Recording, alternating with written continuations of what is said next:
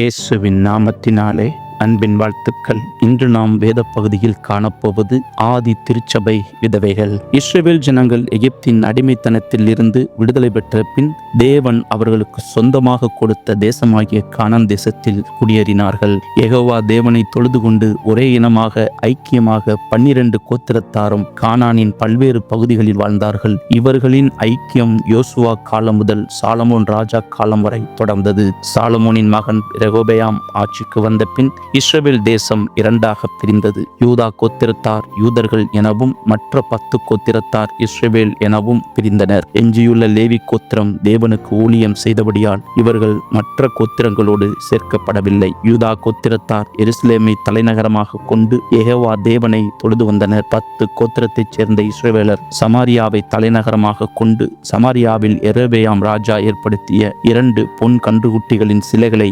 தெய்வமாக தொழுது கொண்டார்கள். 1 ராஜாக்கள் 12:28. இதனால் யூதா கோத்திரத்தைச் சேர்ந்த யூதர்கள் இஸ்ரவேலரை கீழ் ஜாதியினர் என்றும் சமாரியர் என்றும் அழைத்து அவர்களோடு சம்பந்தம் கலவாது ஒதுக்கி வைத்து வாழ்ந்தனர். இனத்தின் அடிப்படையில் இப்படி பிரிந்து வாழ்ந்த ஜனங்களை ஒரே இனமாக சேர்க்கவும் கலாச்சாரம் மற்றும் பொருளாதார ஏற்றத்தாழ்வுகளினால் பாதிக்கப்பட்டவர்களை சமநிலைப்படுத்தவும் இயேசு கிறிஸ்து மிகவும் அதிகமாய் விரும்பினார். பிரிந்திருந்த மக்களை திருச்சபை மூலம் ஒரு இனமாக இணைத்தார். கிறிஸ்து இயேசுவுக்குள் ஆண் என்றோ பெண் என்றோ யூதன் என்றோ கிரேக்கன் என்றோ வித்தியாசம் இல்லாதபடி பிரிவினையாகிய தடுப்புச் சுவரை தமது மரணத்தின் மூலம் தகர்த்தெறிந்தார். ரோமர் 10:12, கலாத்தியர் 3:28, கொலேசியர் 3:11. இந்த ஐக்கியத்தின் அடிப்படையில் உருவாக்கப்பட்ட ஆதி திருச்சபையில் மிகவும் வருந்தத்தக்க இன வேறுபாடு என்ற பிரிவினை ஆவி எழும்பியது. ஆதி திருச்சபையின் தொடக்க நாட்களில் சபையில் இருந்த ஏழை விதவைகளை ஆதரிக்கும்படி அவர்களுக்கு தேவையானவற்றை ஒவ்வொரு நாளும் பகிர்ந்தளிப்பது வழக்கமாயிருந்தது. இந்த பணியை சபையின் தலைவர்கள் பிரதானமாக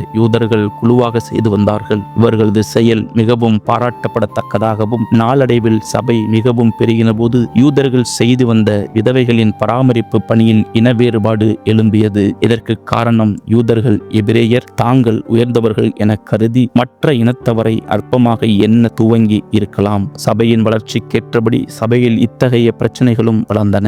எருசலேமையும் யூதாவையும் சேர்ந்த பிற யூதர்கள் பிற இனத்தோருடன் கலக்காத தூயர்கள் என்று அழைக்கப்பட்டனர். இவர்கள் எபிரேய மொழியை அரேமிய மொழியை பேசி வந்தனர். பெந்தகோஸ்தே பண்டிகைக்காக வெளிநாடுகளில் இருந்து வந்து யூத மார்க்கத்தை அமைந்து கிறிஸ்துவை ஏற்றுக்கொண்டவர்கள் மற்றொரு பிரிவினராக இருந்தனர். இவர்கள் கிரேக்க பழக்க வழக்கங்களை கொண்டவர்களாக கிரேக்க மொழி பேசுகிறவர்களாக இருந்தனர். ஹெலனிஸ்டுகள் என்று அழைக்கப்பட்டனர். கிரேக்க மொழி பேசும் விதவைகளை எபிரேய மொழி பேசும் யூதர்கள் அற்பமாய் எண்ணி அசட்டை பண்ணினார்கள். எனவே கிரேக்க மொழி பேசும் யூத விசுவாசிகளில் சிலர் எபிரேய விதவைகளைப் போல கிரேக்க விதவைகள் கவனிக்கப்படவில்லை என்று திருச்சபை தலைவர்களிடம் முறையிட்டனர். இதனால் ஆதி திருச்சபையில் முறுமுறுப்பு உண்டானது.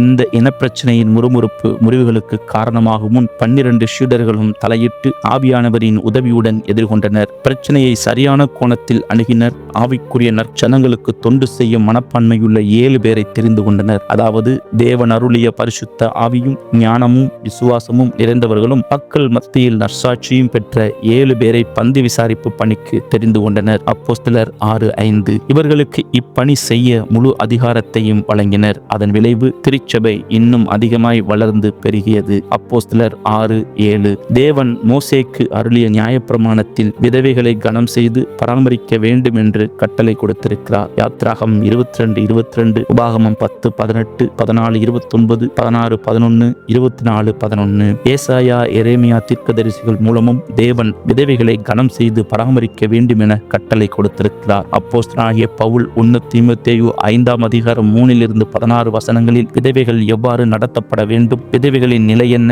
ஆகியவற்றை எடுத்து கூறியுள்ளார். ஆனால் பெரும்பாலான சபை வட்டாரங்களில் இது பெரிதான அளவில் புறக்கணிக்கப்படுகிறது. வறுமையில் வாடிய ஏழை சாரிபாத் விதவையை தேவன் எலியா தீர்க்கன் மூலமும் 1 ராஜாக்கள் 17:8-24 வரை கடன் பிரச்சனையில் இருந்த விதவையான தீர்க்கதரிசியின் மனைவியை எலிசா மூலமும் ஆதரவு கொடுத்து தாங்கி அவர்களது கஷ்டத்தை நீக்கினார். 2 ராஜாக்கள் 4:1 7 வரை. விதவையான ரூத்துக்கு போவாசை கணவனாக கொடுத்து உயர்த்தி இயேசு கிறிஸ்துவின் வம்ச வரலாற்றில் இடம்பெறும் பாக்கியத்தை கொடுத்தார். தேவன் விதவைகளுக்கு நியாயம் செய்கிறார். உபாகமம் 10:18. விதவைகளுக்கு நியாயம் விசாரிக்கிறவர் சங்கீதம் 68:5. விதவையை ஆதரிக்கிறவர் சங்கீதம் 146:9 என்பது எவ்வளவு உண்மை! இன்றைய விசுவாசிகளுக்கு இது ஒரு நல்ல முன்மாதிரி. அவ்வனமே இயேசு கிறிஸ்து இவ்வுலகத்தில் வாழ்ந்த நாட்களில் நாயினூர் விதவையின் மகன் மரித்தபோது அங்கு சென்று அவனை உயிரோடு எழுப்பி விதவைக்கு சந்தோஷத்தை கொடுத்து ஆதரவளித்தார். லூக்கா 7:14-15. 2 காசு காணிக்கை போட்ட விதவை தன்னிடமிருந்த எல்லாவற்றையும் போட்டதால் தன் வறுமையிலிருந்து தன் ஜீவனத்துக்கு உண்டாயிருந்த பணம் முழுவதையும் போட்டுவிட்டாள் என்று பாராட்டினார். விசுவாசம்,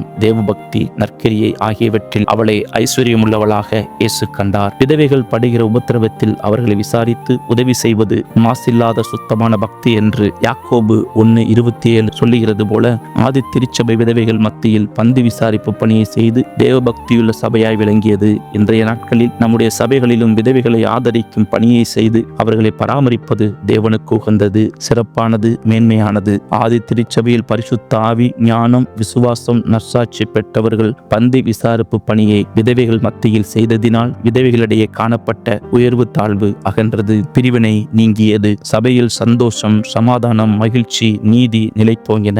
சபை மக்களிடையே அன்பும் ஐக்கியமும் காணப்பட்டன. நம்முடைய சபைகளிலும் பந்தி விசாரிப்பு பணிக்கும் சபையின் செயலர், பொருளாளர் போன்ற மற்ற பணிகளுக்கும் பரிசுத்த ஆவி, ஞானம், விசுவாசம், நற்சாட்சி பெற்றவர்களையே தெரிந்தெடுக்க வேண்டும். அப்போது சபை உயிர் மீட்சி அடையும். சபையில் ஏற்றத்தாழ்வு, பகைமை, சாதி வேறுபாடு, அநீதி ஆகியவை நீங்கும். சபையில் அன்பும் ஐக்கியமும் காணப்பட்டு ஆவிக்குரிய நற்சாட்சி பெற்ற சபையாய் விளங்கும். தேவனுடைய நாமம் மகிமைப்படும். சபை வளர்ந்து பெருகும்.